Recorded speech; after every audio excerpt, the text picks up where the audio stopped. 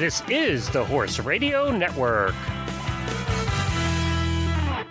This is episode 150 of Horse Tip Daily, a different horse tip, a different equine topic, a different equestrian expert every day. Horse Tip Daily brings the world of equine knowledge to you one day at a time. Enjoy today's tip.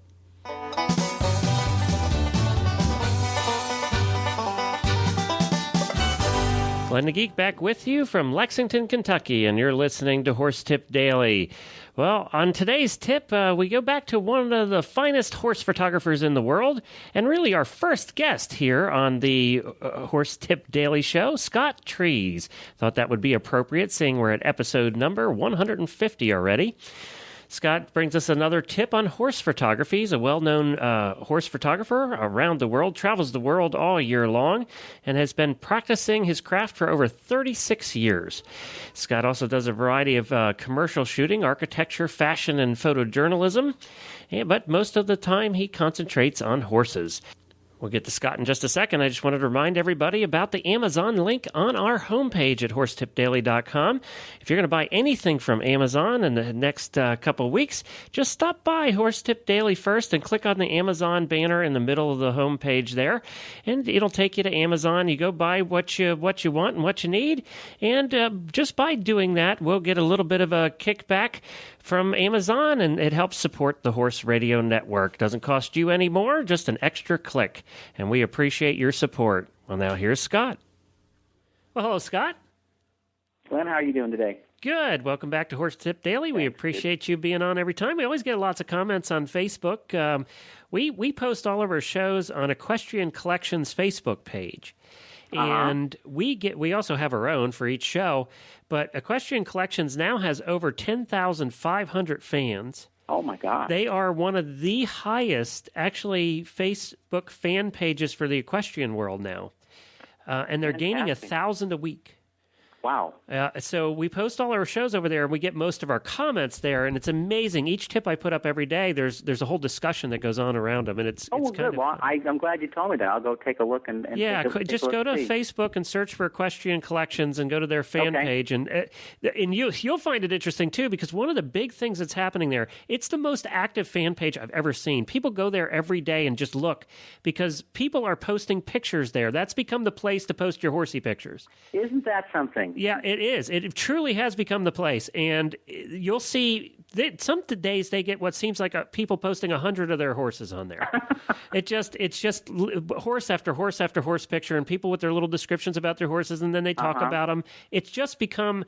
I don't know why it became that, and she sort of had this all planned. She's a very smart woman that runs Equestrian Collections, and I have to disclose that they are an advertiser on this show.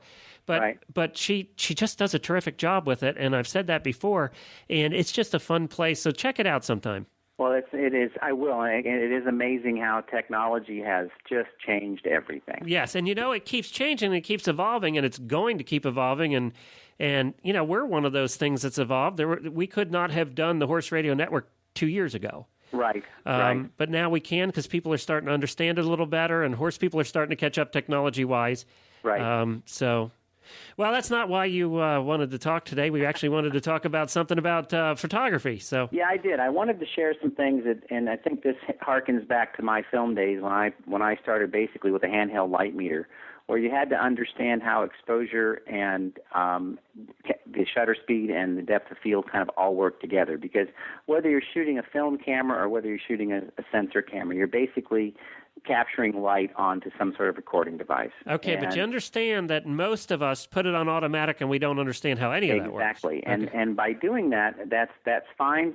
That's fine for just for most things.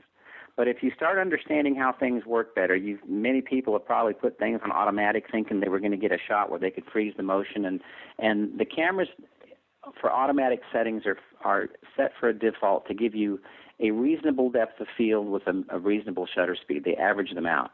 And it might be that you want to freeze the motion, or it might be that you want to have a lot of things in focus. And you have controls on your camera that let you do that without having to go for totally automatic. All right, can you explain that to us simply? You've got basically, I don't care what kind of camera you have, from the most basic to the most expensive. You have two primary controls to capture light onto your recording device: your shutter speed and your aperture.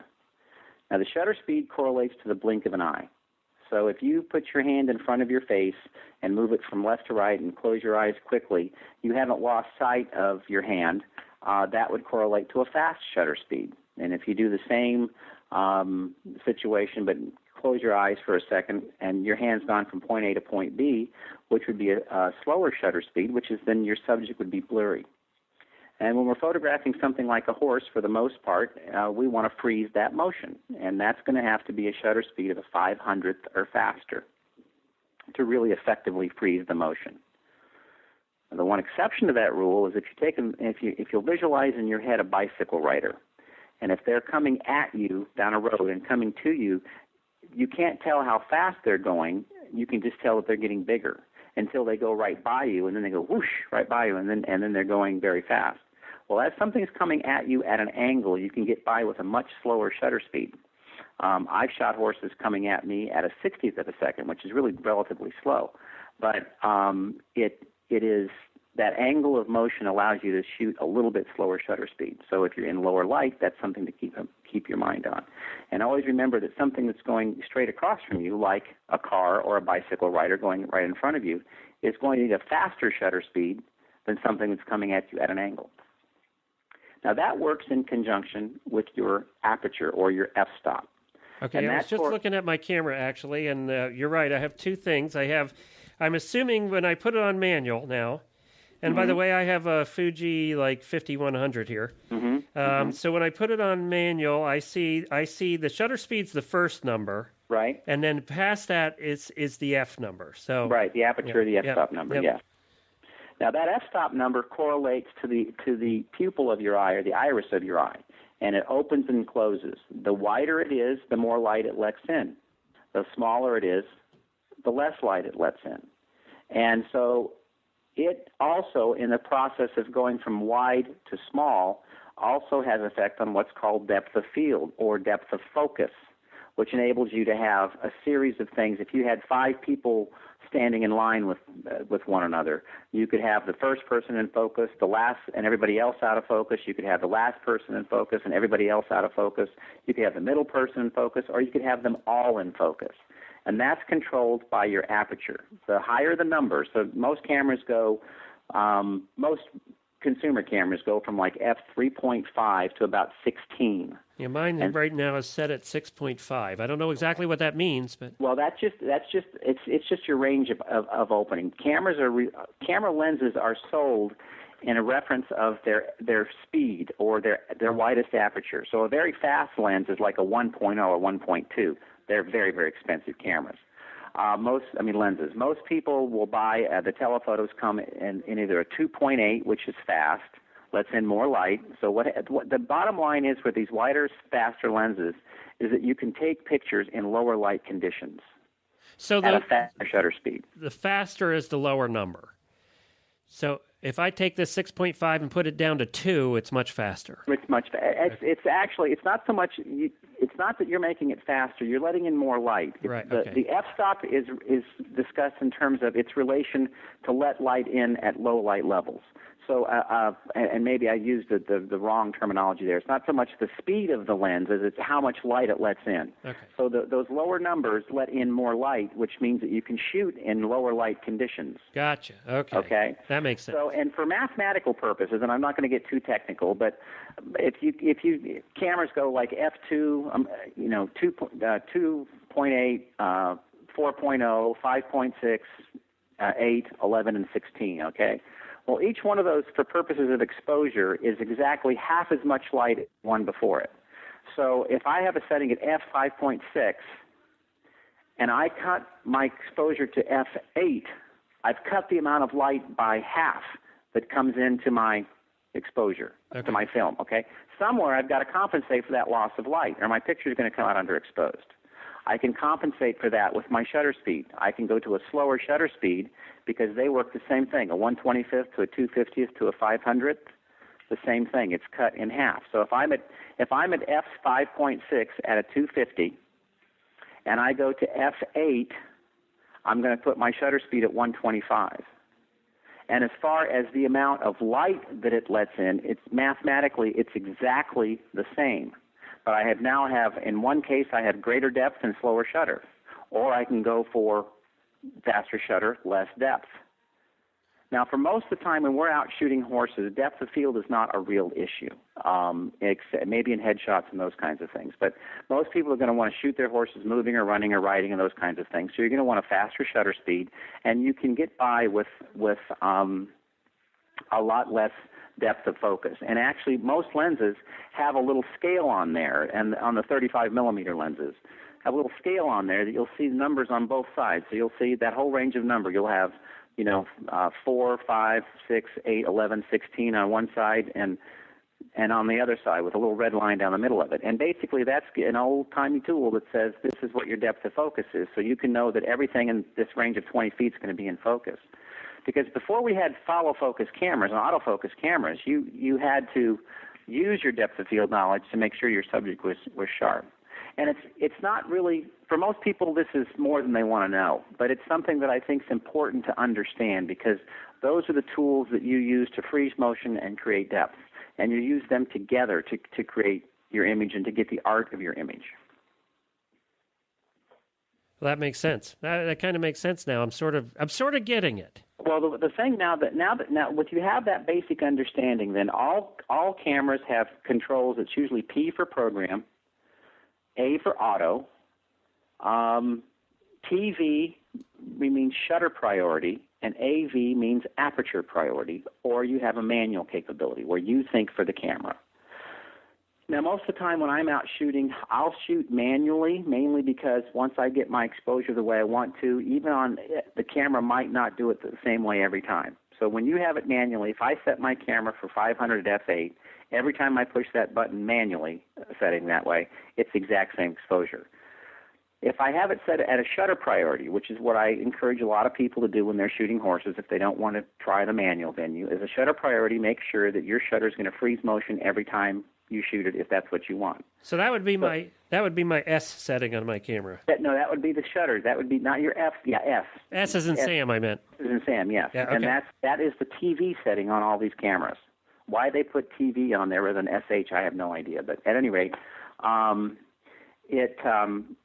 that is the designation for shutter priority. That means that you set how fast or slow you want your shutter to be, and the camera will determine the depth of focus for you. I see. So that's interesting because now I look at my screen, and of course the F is crossed out, and I just have the first number. So all right. Well, so and then your AV stands for aperture priority.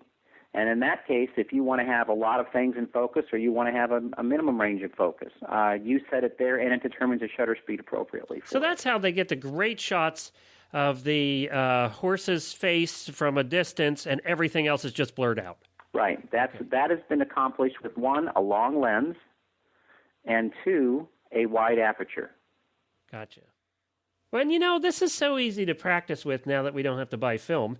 Well, exactly. I mean, and that is one of the great benefits of the digital world is a lot of people that wanted to do pictures couldn't because it was so expensive to have film and processing. Well, and I got to believe that 90% of people, maybe I'm wrong, maybe I just want to believe this, that 90% of people are like me and they never take it off automatic. You're right. The vast majority of people don't. And I do kind of chuckle because it used to be, especially in the film days, when I showed up to a photo session, I knew I was going to have the nicest camera there. There was no question. Well, that's not the truth anymore. I mean, right. They may not know how to use them, but they have a bigger, nicer camera than you. They do. They have the latest of everything, and it's on automatic. It's on automatic.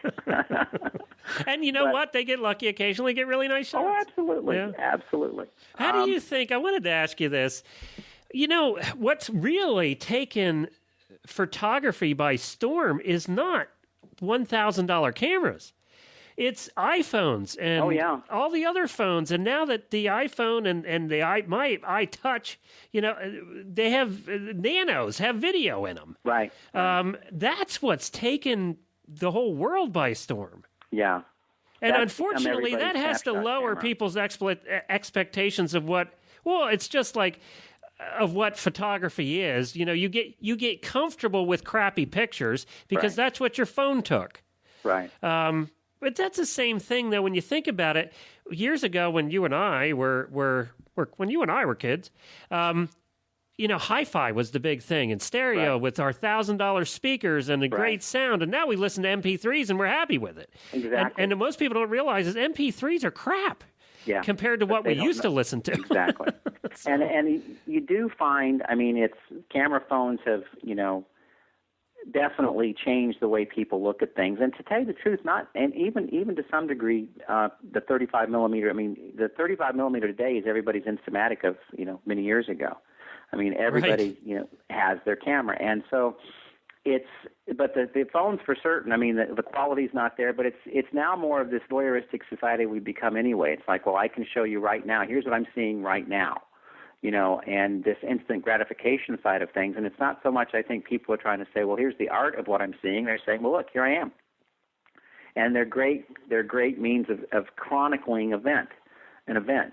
They're very limited because they have wide lenses and these kinds of things. But I think overall, expectations as to quality and imagery has dropped.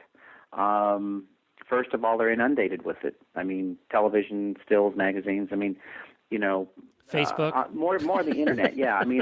Still there's magazines out there like Cowboys and Indians and National Geographic and those kinds of things that absolutely elevate the art of the image. So, well, and I think now when you see, I think what that has done, though, at least with me, is when I see a really good image, it really stands out now. Yeah.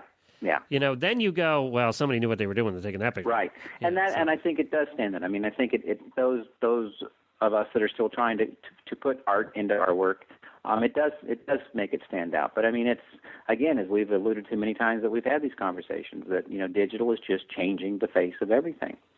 Well, and actually, when you think about it, new media, which digital is part of, is changing the face of everything when it comes to newspapers. And look what we're doing here. We're changing the face of radio here. Right, exactly.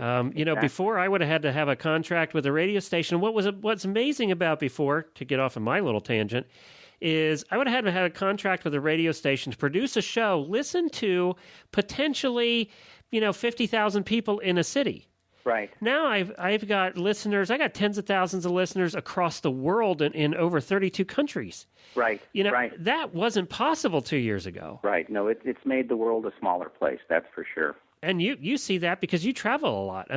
You're seeing the world become a smaller place. Unfortunately, it's still I don't think that's helped politics at all. But no. It's helped the average person get to know each other a little better, which in effect, in a long term, is going to help politics. So Exactly. Well, Scott, we just go off on our tangents like crazy, and I hope people enjoy them. Well, we do, so sorry about that, everybody. We just love to talk about this stuff. That's what's good about shows like this. You never know what you're going to get into. Well, and that's what's good about the internet radio. We don't care how long it is. I don't have a time frame here. Exactly. Well, Scott, where can people find out more about you? Where can they see your work? Where can they possibly buy your work? Well, they can going to be able to buy my work online through treesmedia.com. We're getting ready to offer a series of limited edition prints and open edition prints, and we'll keep adding to that as time goes on. Now, will they be able to buy those prints just as prints, or will you also sell them framed, or how will that work? Right now, we'll offer them matted. We're not gonna try and get into shipping frames yet. Okay. I think it's certainly something that we'll take a look at. If the demand asks for it. But it will come matted, ready to put in the frame. Yes, if they want. We'll deliver. Yeah. Some people, some collectors just want the print so they can put it in themselves. But on the limited edition prints, we're offering the ability to have them matted. On the open edition prints, you just buy the print. Okay, great. I know there's one that I saw at the show that I want to really take a look at. Hopefully, it's one of the ones that's up there. Well, most of the ones in the show will be up there. Okay, great. Good. I don't need it quite as big as that 80-incher you had up there, but that's okay. Thanks, Scott. All right. Well, thanks again to Scott for joining us today. We really appreciate when he comes on. He's a very busy guy, and he always notifies me when he's in the country, and we record a bunch of tips, and we're very glad that he does that. I love learning about photography, and of course, everybody's sort of into photography, especially if you're into horses. You take a lot of pictures, so it's always nice to learn how to do it right, and we certainly do appreciate him coming on. And you can find his website, as he said, at treesmedia.com, and the pictures are up there for sale, the prints. So I think you'll like taking a look at the beautiful work he does, and he has a beautiful new website as well. And don't forget to check out all the other great shows on the network at horseradionetwork.com. We have some fun stuff going on this week, and I don't think you're going to want to miss any of them, and you can find them all there at horseradionetwork.com. And I'll be back again tomorrow with another new expert and a different horse tip. Until then, stay safe, everyone.